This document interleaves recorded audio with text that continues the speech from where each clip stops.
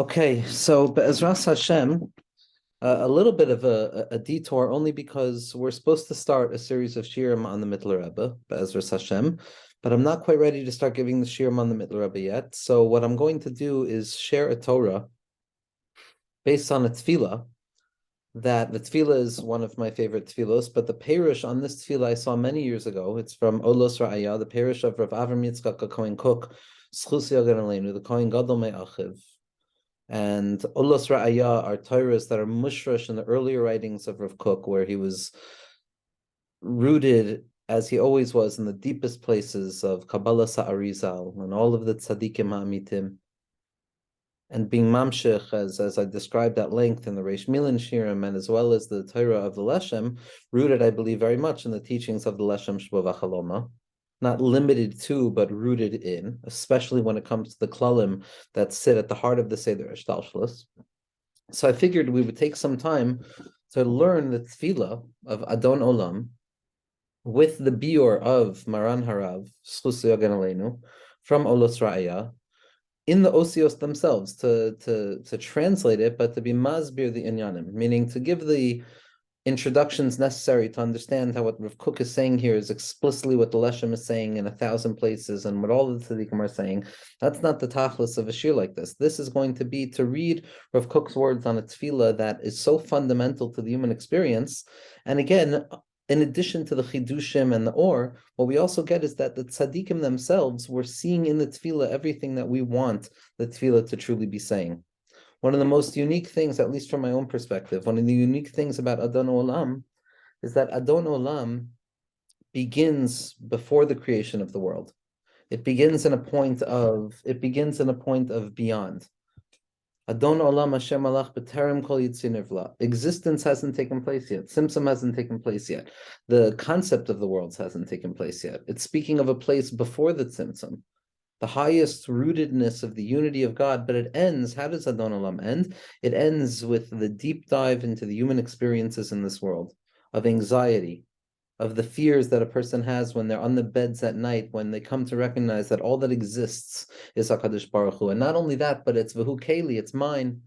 It's mine. So not only does Adon Olam explain the secrets of unity of the highest levels of Yichud Ilah, Yichud Tata, it also describes the highest levels of bitachon and simcha and emunah and the yecholes to be mismoided and to move forward in this world. It also speaks to the secret of the fact that HaKadosh Baruch Hu is singular to each and every person, and each and every person has the responsibility to see that the entire world is theirs, and the grand process of history is for their avodah. And so what we're going to do is we're going to look, and we'll take the time necessary, and there'll be some commentary on what I believe Lefiani Astaiti Rav Kook is coming to say on this tefillah of Adon Olam.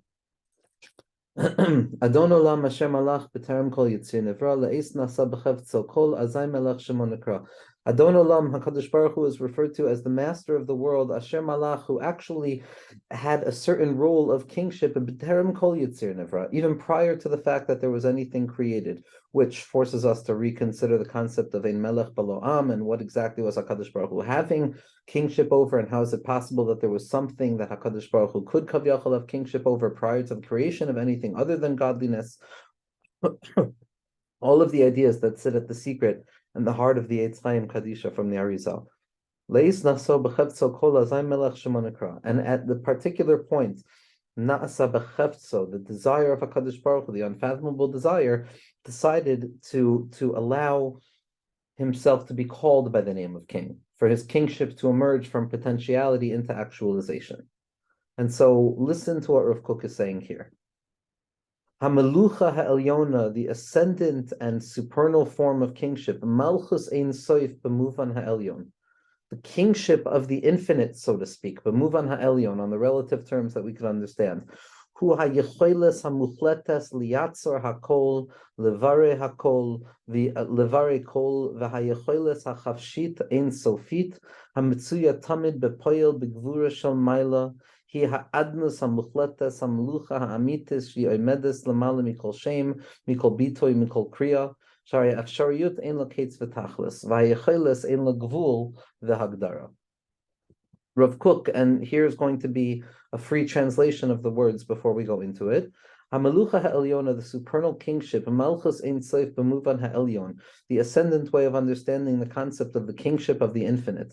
Hi hayecholes, it's the possibility, absolute possibility to create everything, to form everything, the free possibility that is infinite in and of itself, that is found perpetually in a form of active strength taking place in the secret way above, the secret of Adnus HaMuchletes, God's absolute kingship and rulership, the Melucha HaAmitis, and the truest form of kingship, Shehi Oimedis Lamala Mikol Shem, that stands above and beyond any ability to grasp anything by name, above and beyond any expression of the mouth, above and beyond any terms that call out to it, because the possibility, ha'efshariyut ein lo kates v'tachlis, the possibility there has absolutely no limit and no end, which means that any name is going to be limiting, and the pure possibility has no limitation and no definition.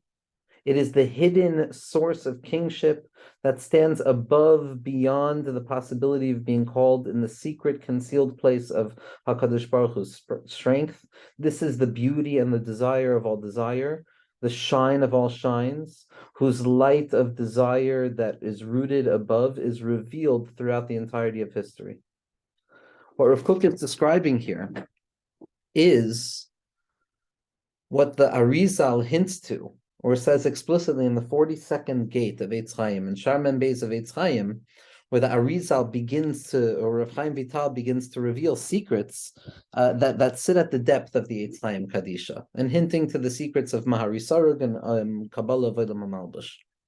That even though generally speaking in the Kabbalah of the Arizal, all we have is the Tzimtzum and the Halal and the Kav and Adam Kadmon, and we don't have anything above, because when it comes to the infinite light of HaKadosh Baruch Hu, there's no words that can be applied there.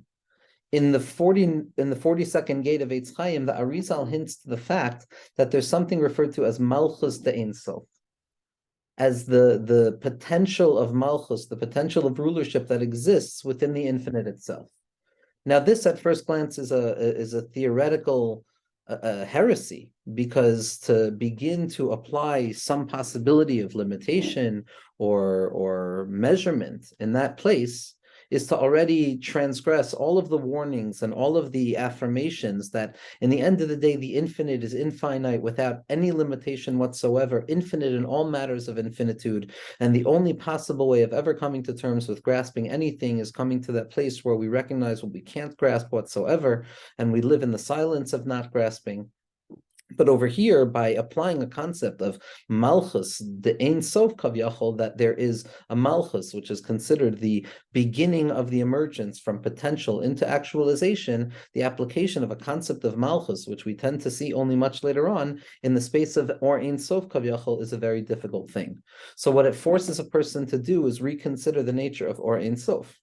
Because typically, when a person looks at the sugyos and the Arizal, so we come to assume that when we talk about the infinite light of HaKadosh Baruch Hu, when we come to talk about Or Ein Sof Kavyachol, which the Arizal starts off with, we very often come to the mistaken assumption or the unintentional assumption that Or Ein Sof is what we would refer to as God himself, so to speak, as if those words meant anything, meaning to say that Or Ein Sof would be equivalent with Atzmuso, with the essence of godliness. And that's a very delicate yet fine and significant mistake that a person will make, and it will affect every shlav and every prat in the process of their understanding.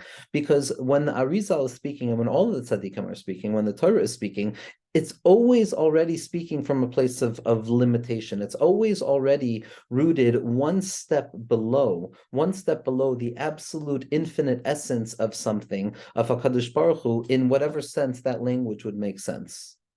In whatever sense one can come to conceive that they have grasped everything and the fullness of HaKadosh Baruch Hu. Chalila, because such an idea is really tantamount to the origins of heresy, of believing that the infinite itself, so to speak, can be grasped by language or thought or anything whatsoever.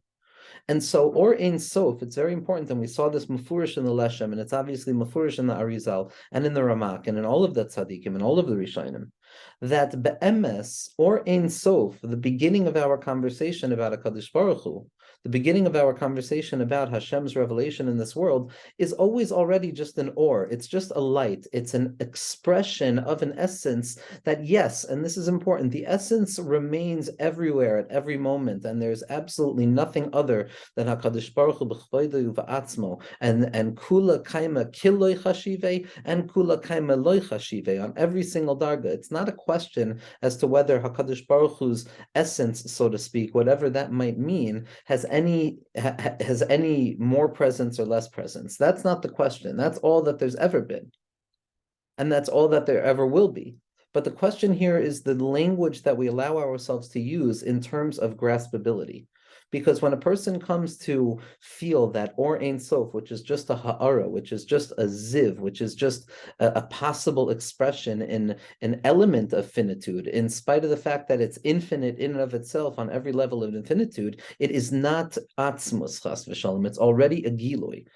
And once we come to recognize that Or Ein Sof is already a gilui, and we're not talking about something that is the essence of godliness, chas v'shalom, so then at that point, it is possible for us to begin to identify how all of the gradational levels, all of the kalim, all of the levels and spheros and partsufim and olamos that a person experiences, that all of those ideas that we find in the lower worlds can in truth be abstracted onto the levels that we conceived of as the higher worlds.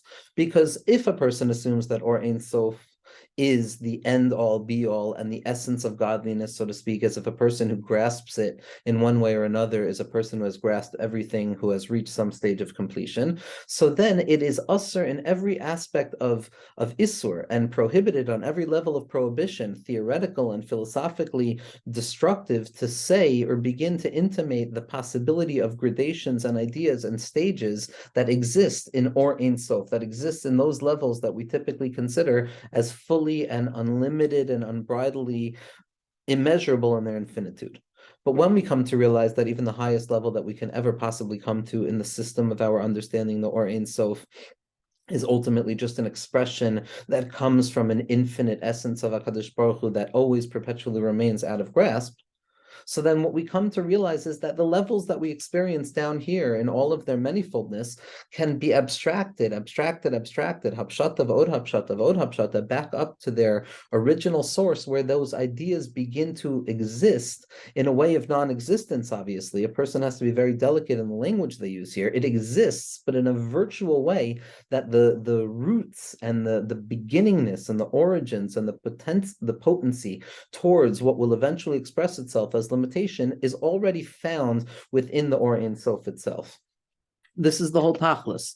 The whole tachlis is to bring everything that we experience as coming out from the higher places back upwards through abstraction, through recognizing that while the quantity of experience changes from level to level, in the end of the day, the system of it all, the ideas, the quality of it, the nodal points that comprise the system can be abstracted all the way back up to places that we tend to find as identified with the infinite. And so we begin to have this language of Malchus Ein Sof. Malchus Ein Sof is the notion that the Or Ein Sof is not the highest thing. The highest thing is the fact that we have absolutely no idea how big and unfathomably large and infinite the Ribbono Shel Olam is. And even the highest grasp of our limited understanding of infinitude is still caught up in the traps and the necessity of naming and language. And so naming a Malchus Ein Sof b'derech mashal, again, it's a mashal. It's not saying on any level that this is something mamashi. We've spoken about this in the series of Shirim on the Leshem as well, in terms of mamish kavyachol, and in terms of how to understand the system of the Arizal as a mashal that is real, as a metaphoric literality, literal in the fact that it's a metaphor. Meaning, because in the end of the day, all we have is the metaphor of it. So Malchus Ein Sof, we see that already existent within the infinite, as we understand it, is the potential towards finitude.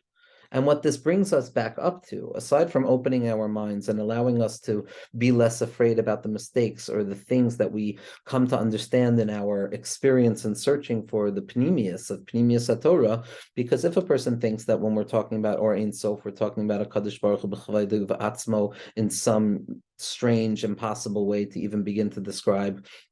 So then if I make a mistake here and I say the wrong thing, then what I'm doing is mamish creating some real destruction in terms of or philosophical or spiritual destruction in terms of what a person believes is valuable through their experience and through their thoughts. So then I'm really causing trouble, and then I really have to stay very far away from these teachings. But when we realize, and this is one of the things the Baal Shem Tov HaKadosh came to reveal, is that to be mapshit Kabbalah, not to let go of the osios of Kabbalah, chas v'shalom. The osios of the Arizal are the fundamental vehicles through which we can come to any hasaga of Darchei HaYichud from Taurus HaChasidus, but we have to be mapshit them. We have to abstract the ideas and come to realize that they're not as fundamentally rooted as we tend to assume, that the Or Ein Sof itself is also, from a relative perspective, just a revelation in relationship to the infinitude of God's essence that can never be fully revealed. And so this Malchus to Ein Sof, this ability for us to understand that already in the levels of Ein Sof, the Or Ein Sof Kavyachal, as the Leshem explains, and whether the Mechaber says Ein Sof or Ein Sof, it doesn't make a difference. If we're saying it, then Memela, we're dafka not talking about what the essence of something is. So this Malchus to Ein Sof, this idea is very much rooted back in the Torah of Rabbeinu Azriel Megaroni, Schus Yogan Aleinu, who both the Leshem and Rav Kook, Schus Yogan Aleinu, identified as the fundamental driving force behind their basic understandings. The Ramchal as well, and the Rashash to certain degrees. This Torah is rooted in the Or of Rabbeinu Azriel. And the klal of Rabbeinu Azriel is that in order for the infinite to be truly infinite, it has to contain within itself the potency and the possibility towards infinitude. That the koyach hagvul has to be nichlal in the bilti gvul. That the potential towards limitation has to be contained already in a germ seed state within the infinite itself. But at the same point, this potential towards limitation, this koyach hagvul, can't be anything real, because that would take away from the fundamental ein sofiyut of the bilti gvul, of the unlimited.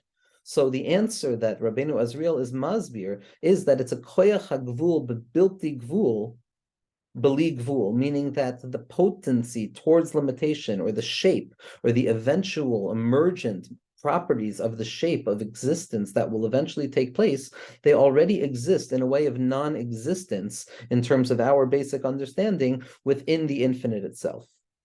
That the koyach hagvul is nichlal in the bilti gvul already by way of infinitude. So while it's still infinite, it is the beginning of finitude as it emerges in one fell swoop from within the infinite space in which it exists.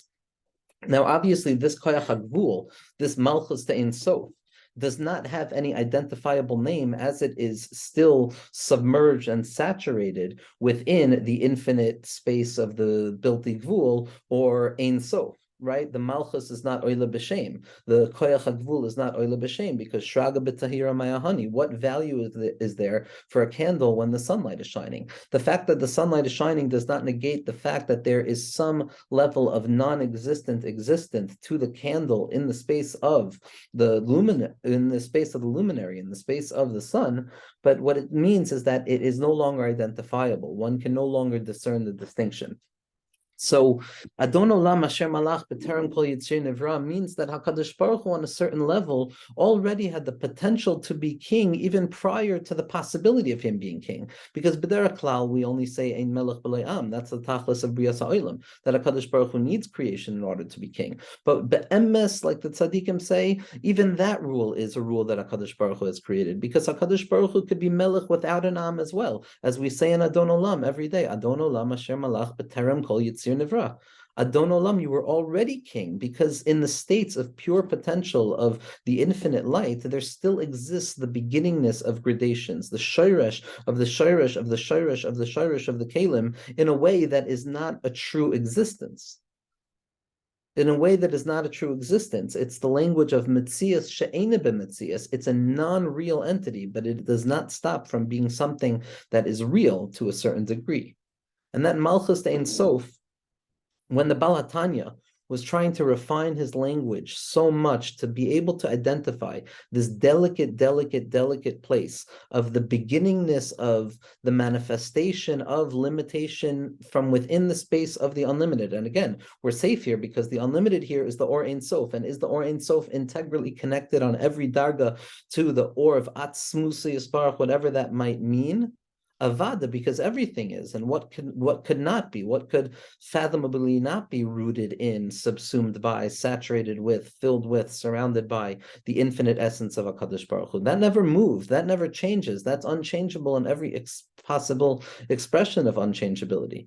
So we're not talking about that. We're talking about the koyach hagvul, which is already something limited. So we can begin to talk about these dargin, or the shirish of these dargin, a metzias she'ena b'metzias. So when the Baal HaTanya was coming to refine his language to such a degree as is expressed in Shar Yichud ve'Emunah, as well as hinted to in Perek Lamed Vav of Sefer HaTanya, so this is recorded by the Tzemach Tzedek, his grandson, that the Tzemach Tzedek heard from the Baal HaTanya that the language that the Baal HaTanya used to describe this is Yecholes, that the mushal of possibility within the individual who has the capacity to express that possibility is the example possible enough, possibly refined enough to describe this containment of the potential towards limitation within the unlimited. That it's the yecholes, it's the possibility prior to the manifestation of its possibility. So again, the terms that we're working with here are, we're talking about the fact that HaKadosh Baruch Hu Kavyachol could have been king prior to the emergence of separation, which is typically how we understand things. But now, once we understand and we can abstract the concepts we're talking about, we realize we can apply to a certain degree the same shape of the ideas and the gradational patterns within Or Ein Sof itself, because Or Ein Sof is not the first Gilui. And so we can begin to speak of a Malchus to Ein Sof, as the Arizal hints to in the 42nd chapter of Eitz Chaim, which is very, very kedai to read. And we have the Baal HaTanya who's saying that this description, which is rooted in the idea of Rabbeinu Azriel of Gerona, is referred to as Yecholes. So now when we look back at the words that Rav Kook is using, we see that Rav Kook is holding klor on each of the sugyas over here. That he has the language of hayecholes hachavshis ha'ein soifis. What is this malchus ein sof? It's the yecholes hachavshis. It's the possibility of something beginning to emerge. Hamamlacha hachavuya, the hidden kingship that exists in that place. And Rav Kook is describing over here the shtarka sugyos of the Arizal in Shar Mem Beis. And that's what it means. Adon Olam Hashem Malach b'terem kol yitzir nivra. But le'es natzo b'chevso kol azay melech shemo nikra. But when HaKadosh Baruch Hu decided to reveal himself and to allow that potential towards finitude to express and emerge from within the infinite itself with Brias HaOlam, with the Tzimtzum, so at that point HaKadosh Baruch Hu can be referred to by the name of Melech. B'ruach HaKodesh HaElyon Hamerachif al panei kol ha'efshariyus ha'in sofis lamala mikol ha'gvala muskemes shemitzad or ha'chochma ha'muskama laha'gvala ha'maisa asher malach b'terem kol yitzir nivra meroichav ein soif shel choifesh ha'elyon shel ha'gvura v'ha'chesed ha'muchlatim be'ein gvul u'mida v'ha'aracha leis nasa b'chavso kol b'loi shum hechrach b'loi shum ma'atzor b'loi shum toichen magvil. And so what Rav Kook is going to be describing over here is that this very freedom, this very infinite possibility that HaKadosh Baruch Hu has to contain the possibility of limitation within the infinite itself, the beginningness of separation, of Adon before separation, the possibility to see the emergence of something that will appear to be separate from God prior to the actual separation of that thing from HaKadosh Baruch Hu, that or of the koyach hagvul, the bilti gvul, or the yecholes prior to its manifestation, that very same freedom, that very same unlimitedness, that very same absolute independence from any external causes that can determine or force it to engage in any type of behavior or any type of fatalistic sense that there was some necessity at the heart of creation, God forbid. There's no necessity whatsoever. Absolutely chosen. A choifesh ein sofi.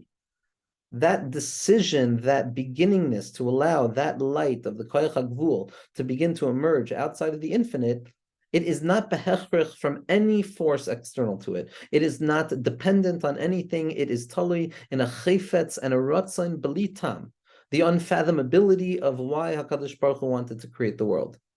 The unfathomability at the heart of all things. At the heart of all things. And that maintains itself. That gets translated into the decision that HaKadosh Baruch Hu had to create the world. So the Holy Spirit speaks and announces, and it hovers over all of the infinite possibilities above, rooted in that lofty place above and beyond any decided upon limitation. That in that place, there's no fundamental necessities towards anything, no limitation. This was the space of kingship prior to the emergence of anything.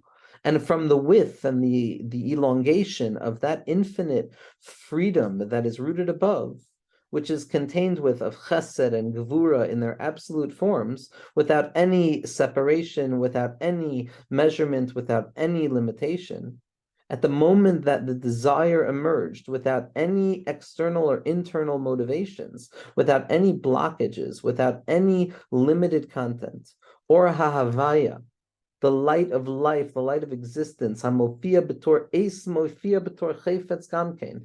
Once Hashem decided that there was a time, eis nasa b'chefetz kol, time becomes matter. The time and space continuum. At first, HaKadosh Baruch Hu was Allah b'ritzono. There was a beginningness of time.